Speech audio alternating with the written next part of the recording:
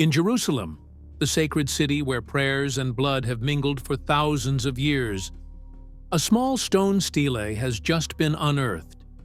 Etched into its surface is a single powerful word: Yerushalayim. This isn't a symbol. It's not abstract. It's the name of the holy city, carved in ancient Hebrew over 2,000 years ago, matching the exact name written in the Bible. And now, a haunting question rises. Is archaeology beginning to confirm what millions have believed for millennia? Are the stones beginning to speak, declaring that Jerusalem is not just a symbol of faith, but a real place in history, remembered, protected, and chosen by God Himself? Unearthed, the Whispering Stele, southwest of the ancient walls of Jerusalem, where the sunlight burns golden across hills that have watched centuries pass like drifting clouds, something ancient stirred from its slumber. It wasn't announced with trumpets or shouted through headlines. The earth gave up its secret quietly. There, beneath layers of forgotten soil pressed down by time, war, and weather, archaeologists uncovered a broken slab of stone, cracked, mottled, half buried in silence, and yet untouched by oblivion. It was as if the earth had cradled this artifact, keeping it wrapped in dust until the right moment came. At first, it looked like just another fragment of ruin, a nameless casualty in the long collapse of kingdoms. But as brushes swept across its face, revealing faint lines and deep carvings, a breath passed through the excavation site, like time itself exhaling. There it was, unmistakable, etched in the ancient Hebrew script of a vanished world: Yerushalayim, Jerusalem, not scribbled in fading ink, not recounted in a story, but engraved, hard, deliberate, into enduring stone. The way one might carve a memory into the face of a mountain, this was not metaphor, it was not legend, it was testimony, and it was durable.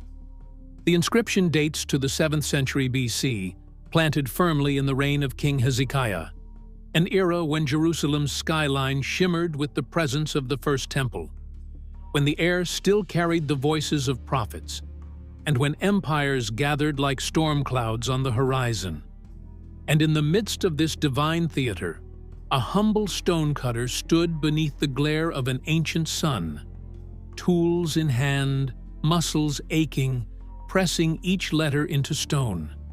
Did he imagine that millennia later, strangers would kneel at his work with trembling reverence?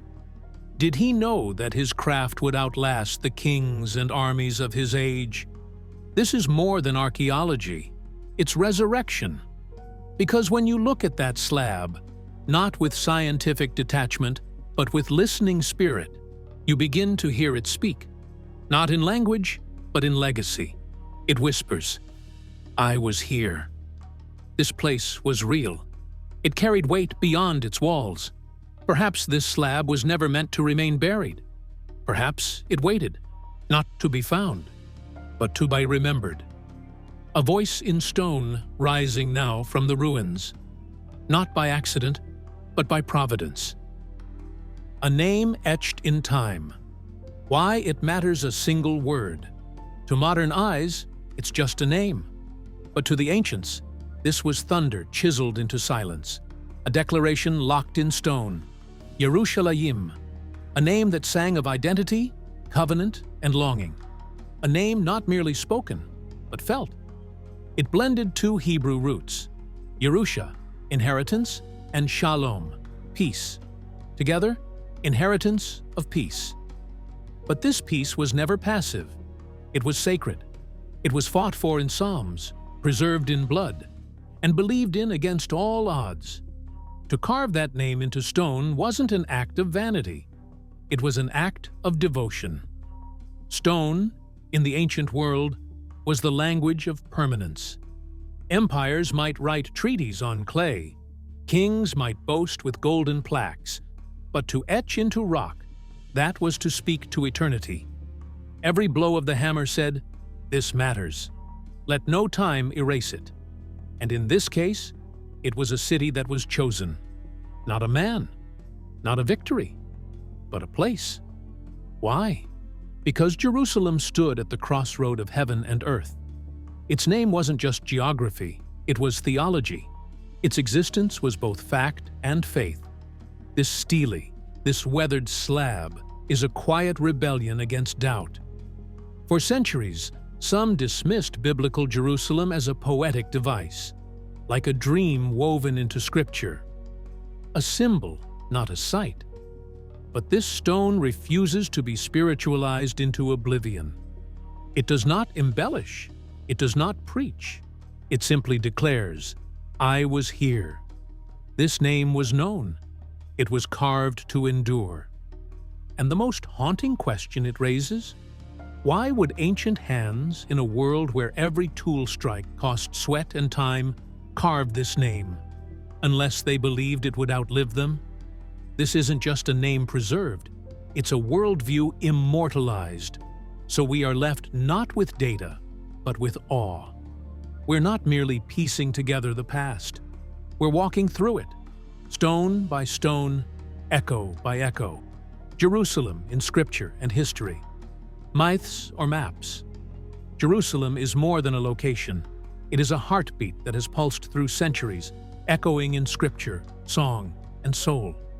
But how did a city of stone and soil become the most sacred dot on the map of human longing?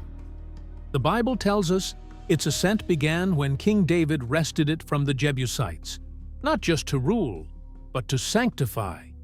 He brought the Ark of the Covenant there, resting divine presence inside royal walls. This was not conquest for power. It was preparation for presence.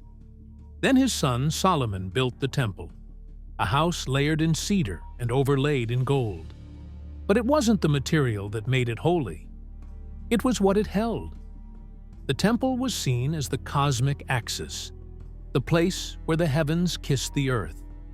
People journeyed across deserts to see it. Priests wept within it. Prophets warned from its gates. And yet, destruction came. In 586 BC, the Babylonians shattered it. Fire rose, the ark vanished, and exile began. But Jerusalem did not vanish. It burned in memory. It lived in exile prayers. "If I forget you, O Jerusalem," whispered on the lips of the broken. And yet, in time, modern voices rose, not in reverence, but in revision. They claimed the city's spiritual centrality was fiction, a retroactive dream penned by homesick scribes. They argued the Bible's portrayal of Jerusalem was too grand, too poetic to be factual. But stone does not dream. The stele bearing Yerushalayim doesn't argue. It does not romanticize. It stands. It simply is. Its silence counters centuries of skepticism. It says, yes, the city was there, and it mattered enough to engrave. And this slab is not alone.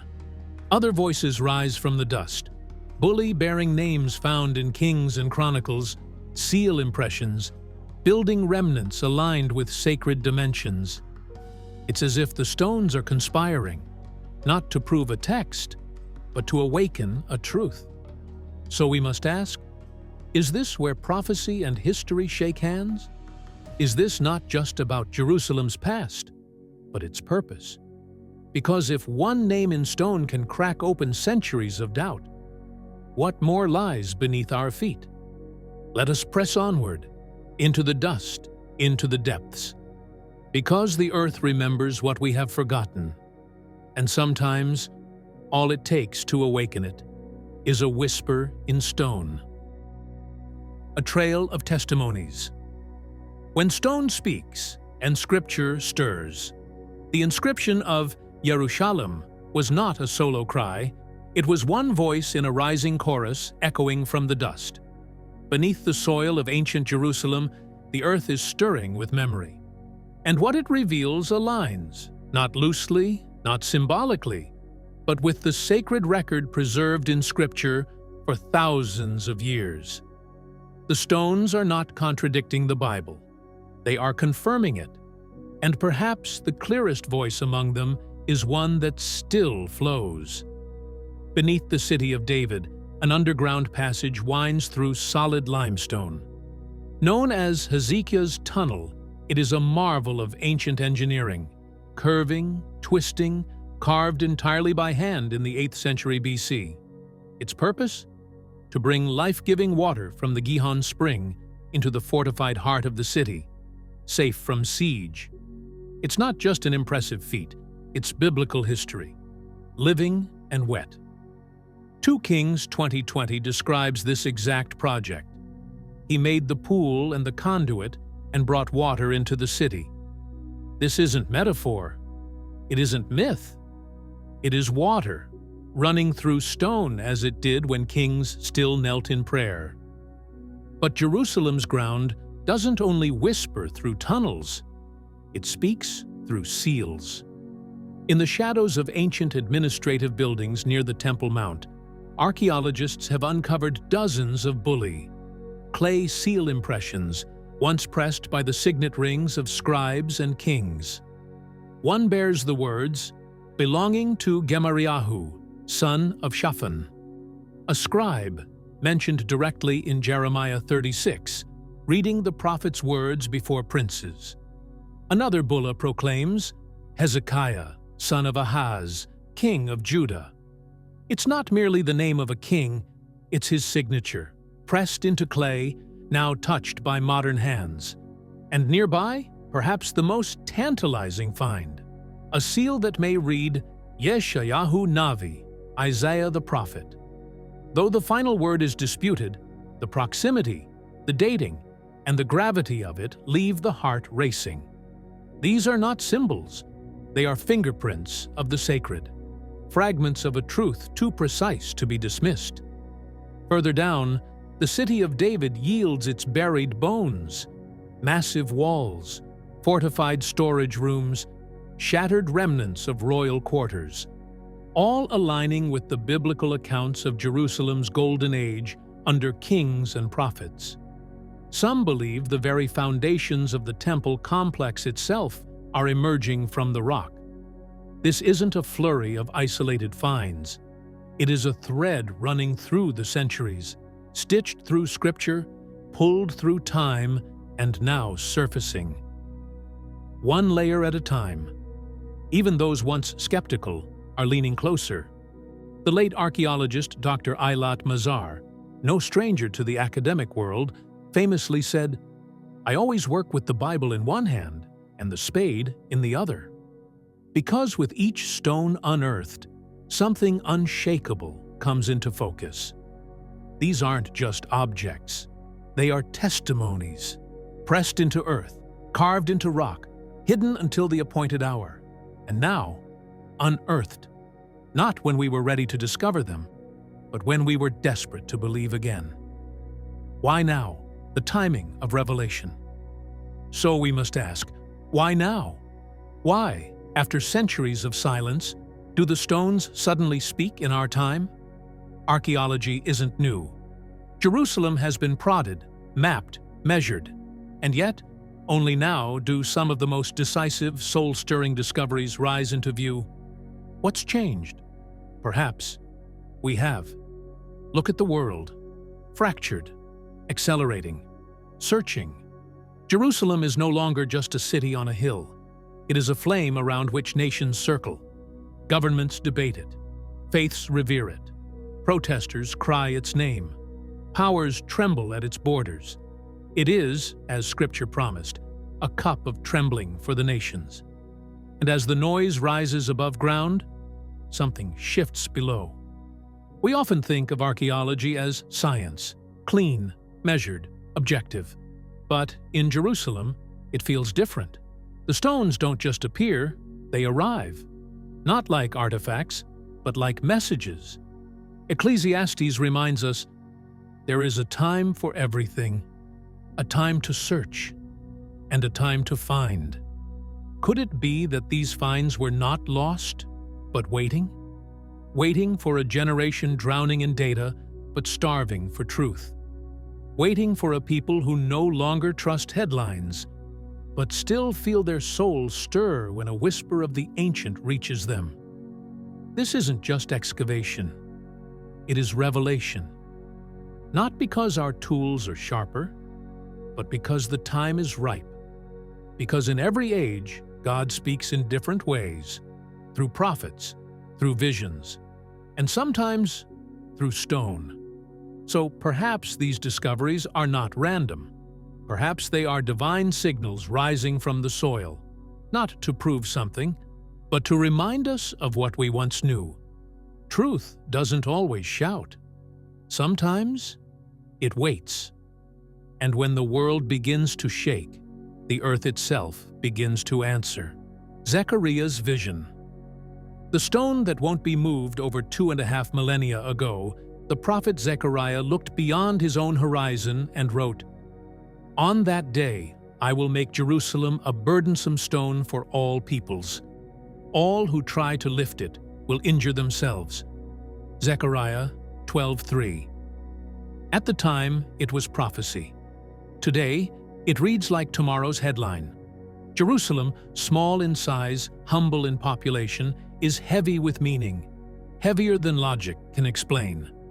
How does one city command the attention of kings, media, generals, and saints? Because it is not just political soil, it is spiritual gravity. Zechariah wasn't describing diplomacy. He was describing destiny. He foresaw that as time drew nearer to fulfillment, Jerusalem would become the axis around which the earth groans, a stone that the world tries to lift but cannot carry without pain. And now, we are witnessing it. Nations gather to debate her fate. Peace talks are written in ink that fades before it dries. Tempers flare, borders shake. The world's pulse rises every time her name is spoken. Because Jerusalem is not a city you conquer. It is a city that confronts. It is not a prize to be divided. It is a prophecy that demands recognition. And perhaps that's why, now more than ever, the stones are rising. Not just as evidence, but as warnings. To remind us, Jerusalem is not forgotten, not for sale, not to be rewritten by courts or councils. It is the burdensome stone Zechariah saw. The weight of it presses on every age that approaches the end. And the closer we come to history's final turn, the more clearly we see, you cannot lift this stone. As we watch these discoveries rise from beneath the earth, etched names, carved tunnels, forgotten seals, we must ask, what's being awakened? Not just in history, but in us. Because these stones do more than confirm Scripture. They confront us.